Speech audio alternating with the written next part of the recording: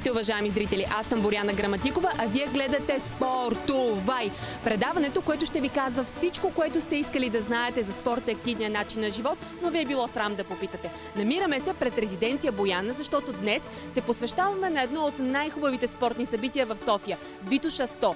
Това е 100-километрова обиколка на планината с планинско колело или супермаратон. И както се оказва, без абсолютно никакви тренировки, аз спечелих дуатлона. Просто тялото ми е перфектната машина, какво да ви кажа.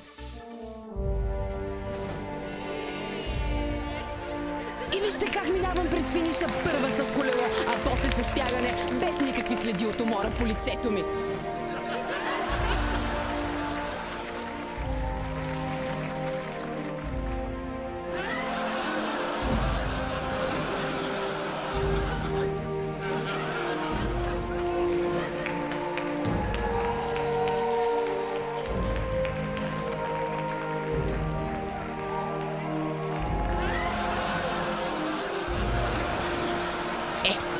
Никой не беше стартирал, но нека да бъдем малко по-широко скроени в този хубав ден.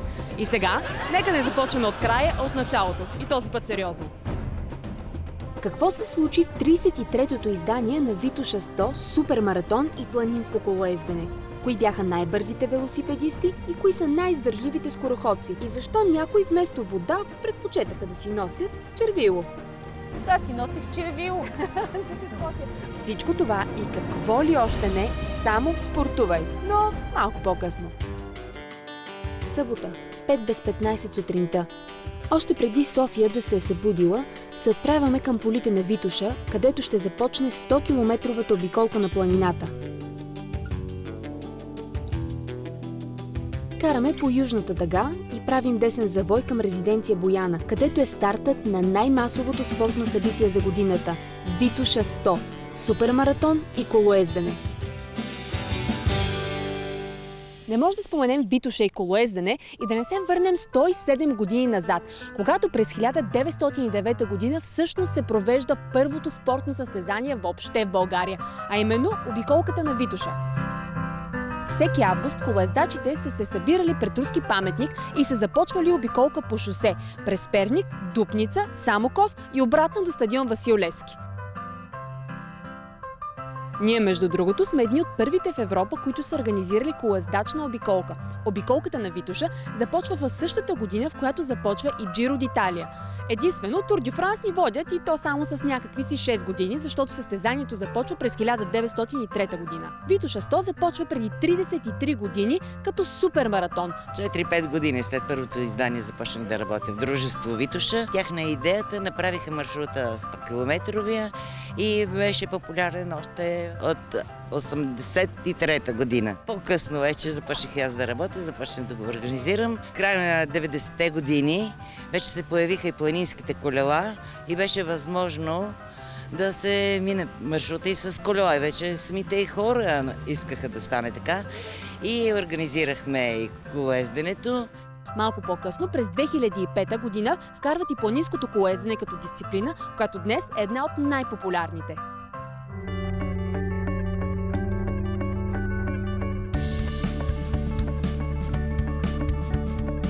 Вълнувате ли се? Да. Готови ли сте? Да. Кажете ми, какво е по-специалното на Витоша 100? Ами по-голямото разстояние и многото хора. И хубавия пейзаж. Здравейте! Готови ли сте за Витоша 100? Да. Ма вие много сериозно така сте се комплектовали всичките с еднакви буски. Защото сме от един отбор. От един отбор сме, да. Помагаме си, нареждаме се на влакче и първият цепи въздуха. Ние сме любители от високо ниво. Нека така да се изразиме. Ами това е състезание, което се провежда ежегодно и всяка година се нареждаме на старта. Е едно от задължителните състезания за сезона. Като подготовката се състои в каране, основно. Как се подготвяхте за Витоша 100? Всеки ден тренирам, не пия и не пуша. Голямо събитие за вас ли е Витоша 100 в Македония? Известно ли е това? Па да. И каква ти е целта? Как ще се класираш? Топ 10. Топ 10? Да. Благодаря.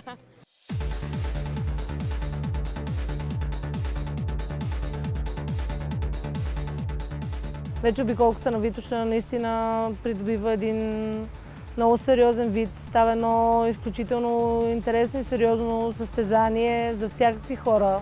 Радваме факта, че тази година имаме 21 различни нации, които специално са дошли хора да участват в нея. Тази година колко участника се записаха в колоезденето и бягането? 1400, малко над 1400 колездача стартираха и близо 700 бегача. И така, точно в 6:00 на 18 юни започна първия ден от 33-тото издание на Витоша 100. И е наистина вълнуващо.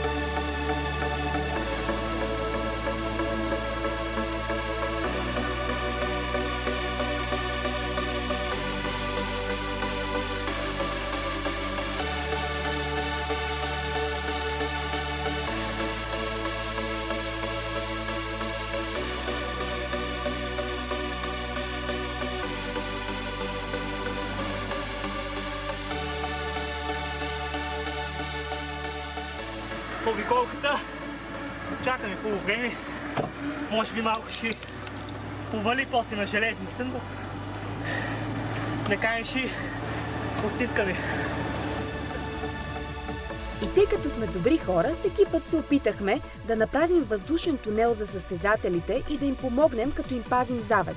Но никой от състезателите не искаше нито да се хване на буксир за нашия ван, нито да се качим да го возим, нито пък да ни влезе във въздушния тунел. Искаха да усетят вълнението, което носи Витоша 100.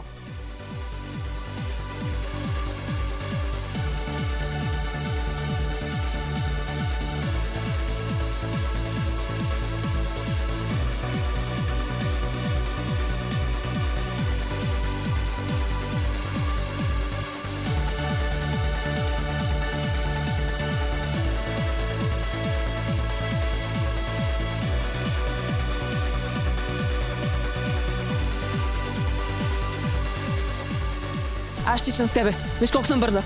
Бърза си, да. Километра мога, ти можеш. Мога и повече. Сега идва силата вече. На горнищите. Да. Момчета, що спрахте? Ние ви гоним от пункт на пункт с подскоци. Щото се изморих. Сега ще го буташ ли нагоре? Нещо се опитам да кара. Успех тогава.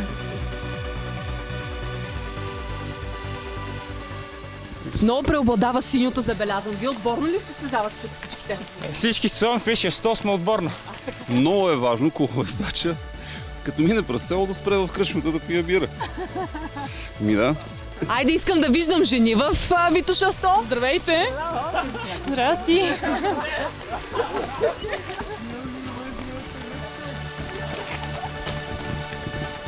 Както състезанието, така и трасето на Витоша 100 с годините се е разраствало и за да достигнат до финала, днес състезателите трябва да минат през 13 пункта.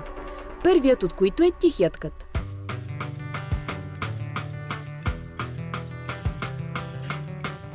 Следва спускане към селата Владая, Марчаево и Рударци.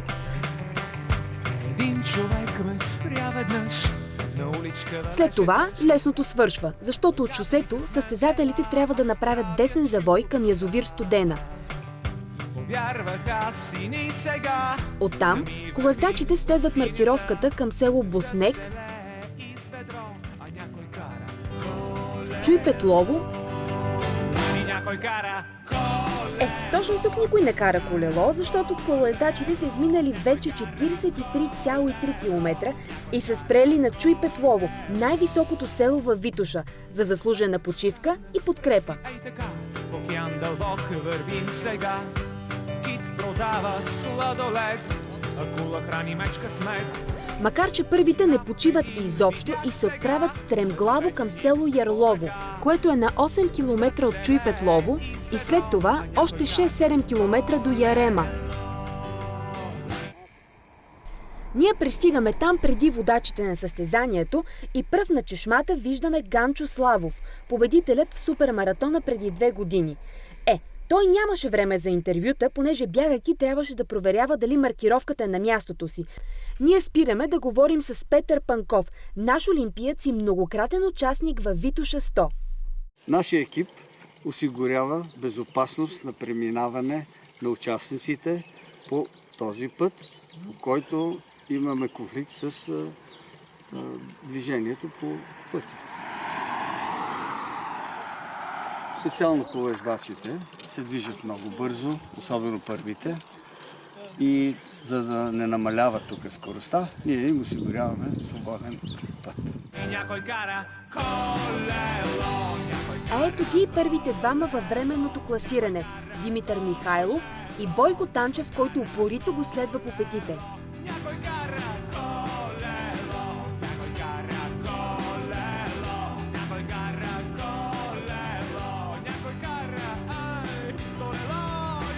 Сега първия и втория навлизат в една от най-красивите части на трасето – между Ярема и Железница, Плана планина. Толкова са бързи по това спускане, че с АТВ-то, от което снимаме, не можем да ги настигнем, защото скоростта, която развиват, е над 40 км.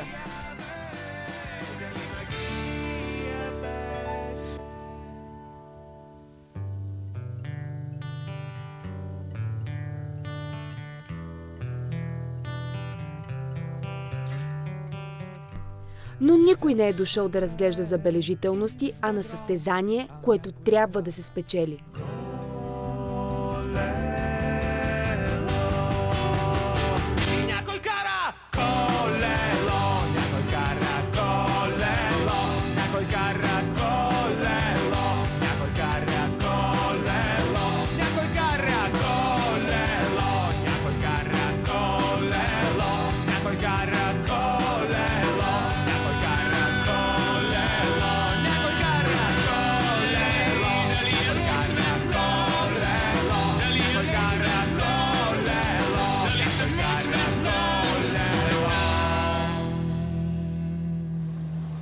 Не знам дали са луди, но докато карат лудо, минават през едни от най-умайните гледки на българската природа. Намираме група пикникуващи, които са готови да дадат и последната си капка бира на някой от състезателите, стига да имат нужда. Седим пием бири, хората тук карат кролета. Ама не знаех ли, че тук минава принцип? А ако някой поиска, ще му дадете ли бира? Естествено, как няма да дадем. Ние затова сме тук, по принцип. По принцип, ние трябва да се движим с първите, така че тръгваме към брезите.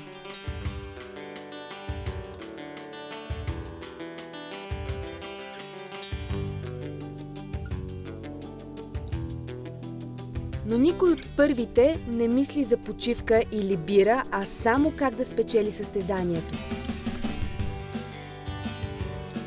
Вода!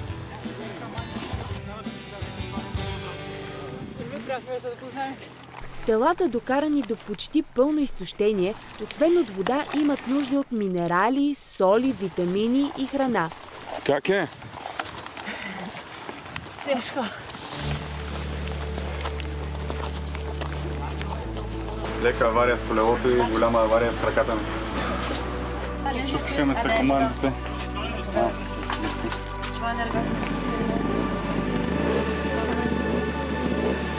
Тегаво много топло. Така не ми работят скорост. Стържат, не превключват направо. Не, колко надъскай си тук, си го знаеш. Давай. Успех. Айде, успех.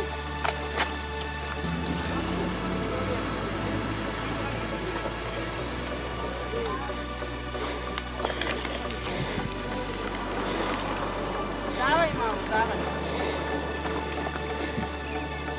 Това си навили? Да. Как го пускате на толкова тежко състезание? Той участва от помолк. От кога? От 12 годишни. И не ви притеснява, че е много тежко състезание? Ще трябва да свиква с трудностите. Супер. Последните 30 на километра, които ги делят от финиша. За да стигнат обратно до резиденция Бояна обаче, първо трябва да преминат през пунктовете на Бистрица, Симеоново и Драгалевци.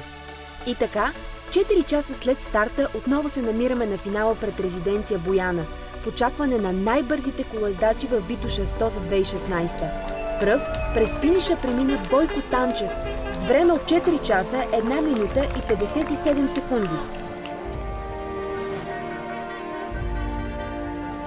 Само някакви си 7 секунди след него финишира и сребърният медалист Димитър Михайлов, който водеше през почти цялото трасе, но изостана при Симеоновските езера, а 7 секунди в спорта са много.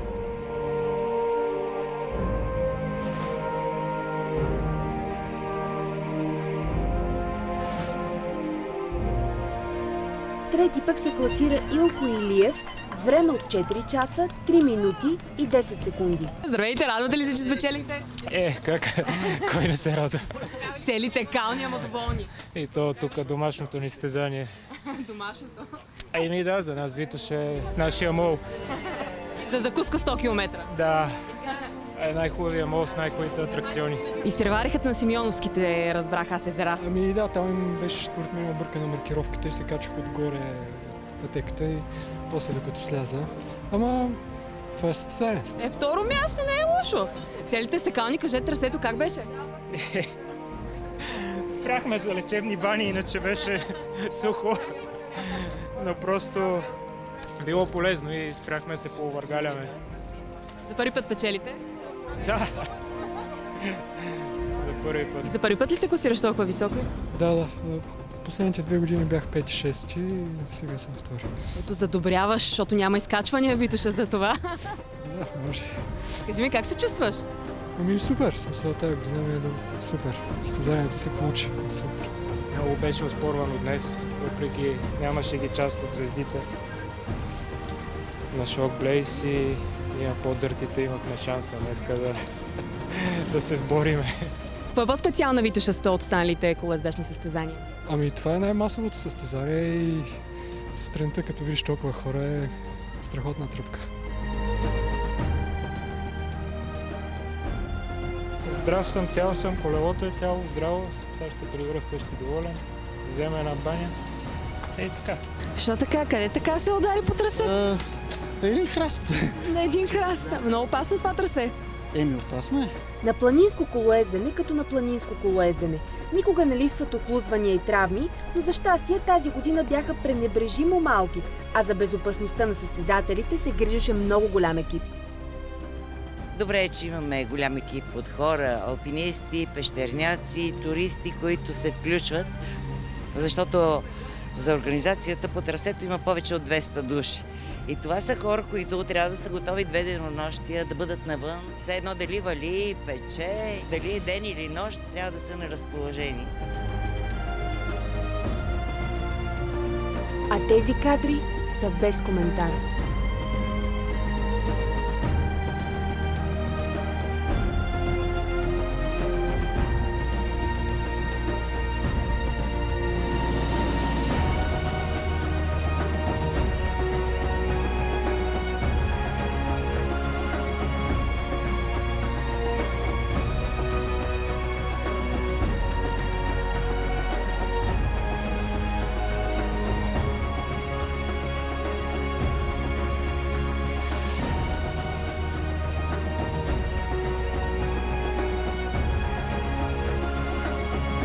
Първа при жените се класира Анелия Карагюзян с впечатляващото време от 5 часа, 12 минути и 11 секунди.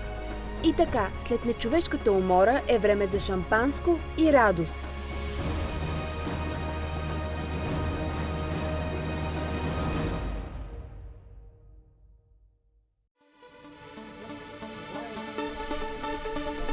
Часът е 23:54 пред резиденция Бояна. Очаква се старта на скороходците. Няма го безспорният фаворит, миналогодишният победител Андрей Гридин, което отваря нови възможности за всички състезатели. Става ми удоволствие борбата с себе си. Ами, все по-трудно става да си подобрявам времето, обаче поне се опитвам. За колко време го взимате тези 100 км? 11 часа ми беше минала година рекорда, сега се опитвам, моя личен, сега се опитвам под 13 часа да... Ами успех! Миналата година имаше един за 8 часа. Да. За 8 часа, много сериозно. Гридин го няма днес. Така че... Защо най-отпред се нареди? Защото мисля съм сред първите, затова. Сутринта бяхме при велосипедистите и казаха: момиче, минаваме през 3 села, ще спрем поне 3 пъти да пием бира. Вие от така ще спрете ли или го правите това за рекорд? Значи всичко зависи в Ярлово. Ако сготвят супа като миналата година, се закъса лошо. Имаше пилешка супа, така че ще е проблем. Имаш амбиция първи да се класираш, другите много скромно. 10 часа, 13 часа. Ами не знам, аз съм на дуатлона, така че ще е по-трудно за мен и не знам, както тръгнат краката, така. Приятно ми е, че на тия години мога да мина 100 км. Опитвам се да отнеса заглавието от култовият роман на Алън Силитъл «Самотният бегач на дълги разстояния» към втория ден на Витоша 100, защото именно тогава сили премериха всичките 700 супер самотни супермаратонеца. Стартът отново беше даден пред резиденция Бояна точно в 11:59 и 59.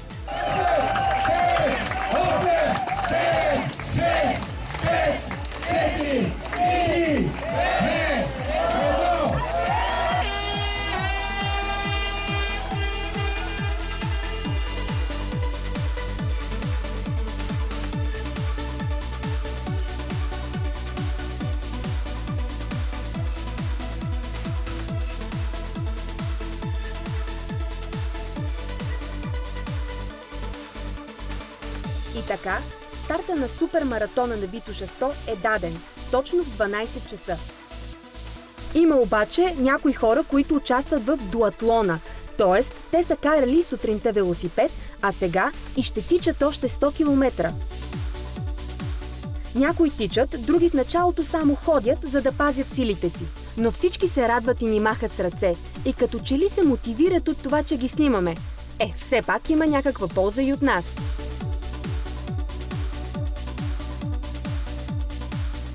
Те навлизат в гората, единствено разчитайки на своите челници, сили и психическа мотивация, докато не настъпи утрото.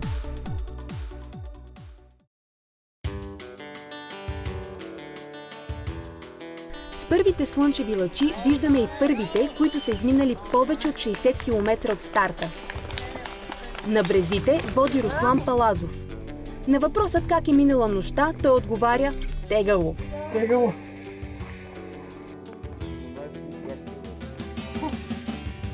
И опитва да се възстанови за няколкото секунди, за които почива. Абе, пъси, дай! Втория е Иво Хаджиев. А третия Ивайло Атанасов, който сякаш току-що започва да тича.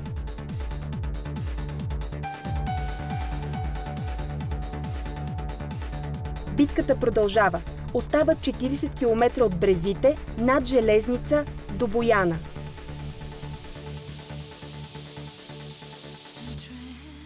Как беше? Страхотно, но има още. Ние поглеждаме към момичето, което избрахме да следим – Тоня Цвяткова. Преди 2 години тя започва да се състезава заради, колкото и клиширано да звучи, нещастна любов.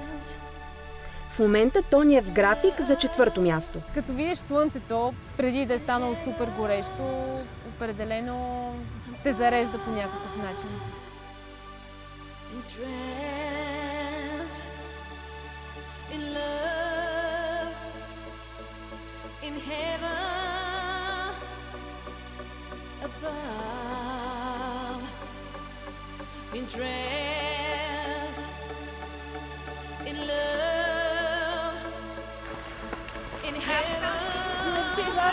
Бяга 10 часа, примерно всеки час губи по 600 калории.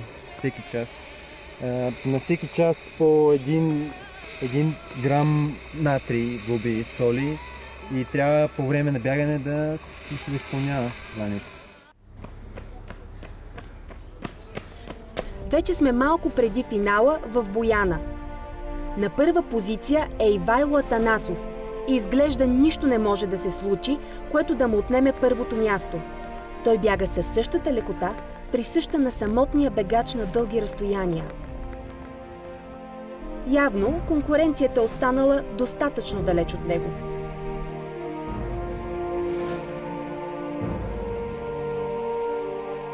Ивайло Атанасов!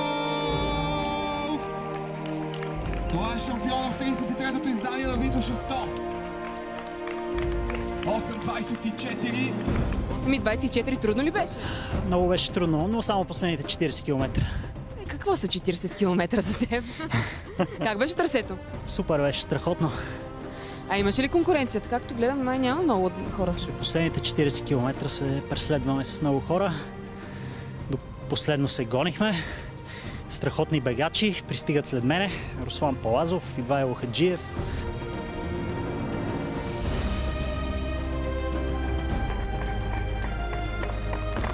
Руслан Палазов финишира с дъщеричката си и се шегува, че тя му е пейсмейкър. Тя ми е пейсър. 100 км с вас бяха. Ами, виж как ръчете като на кеница. Аз знам, че вие имате така доста опит в спорта, преди сте занимавали с щанги, държали сте 120 кг, как стигнахте до... Ами, леко по леко, с много воля и желание, човек може да постигне много неща. В смисъл, съзнанието на човек и въобще волята са безгранични, така че...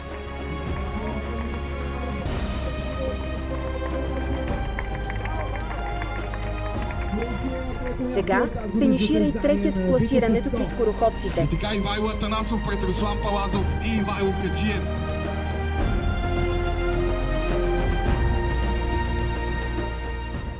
Съм такава машина като тия двамата юнаци.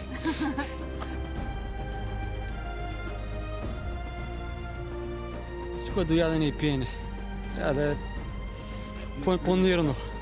Ядене, пиене и малко бегане. Здравей, Кристияне, първи на дуатлона. Как беше трасето? Ами трасето беше отлично. Маркировката беше много добра. Као имаше само на места. И доста бързо трасе. Ако си добре подготвен, нямаш проблеми. Как въобще издържа сутринта колело, вечерта в 12 бягане? Ами, просто се бях мотивирал така и миналата година го направих пробно така. И тази година бях по-подготвен. Ето и първата от жените. Това е финалът. Антония Григорова е шампионката при жените, най-бързата по 100 км трасе в 33-то издание на Витоша 100. Радвам се, че успях.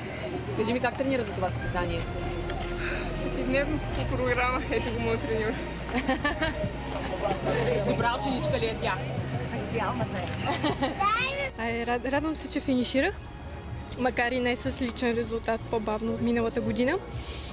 Но подготовката ми просто стигна за този резултат. И иначе трасето беше перфектно, изсъхнало за разлика от друг път. Радвам се. Аз въобще не очаквах, че ще го завърша това състезание. В смисъл, че ще го завърша толкова бързо. Беше много приятно през нощта, докато не беше жега. И след това, като ни напече слънцето, беше много... В смисъл, тежко ми беше на мене. Тоня, която следихме, завършва четвърта с стил и червилото, което си беше взела. Желаем и до година да подобри своето време и я уверяваме, че е хубава и без червило. Ние от Торнефти ви казваме довиждане, а до следващите ни среща не забравяйте. Спортувай! Животът е като карането на колело. За да запазиш равновесие, трябва винаги да си в движение. И така, това не се препоръчва на деца под 18 години. Макар че те, ако са на 18, вече не са деца. Но не се хваля, просто това е обиколката на Витоша 100.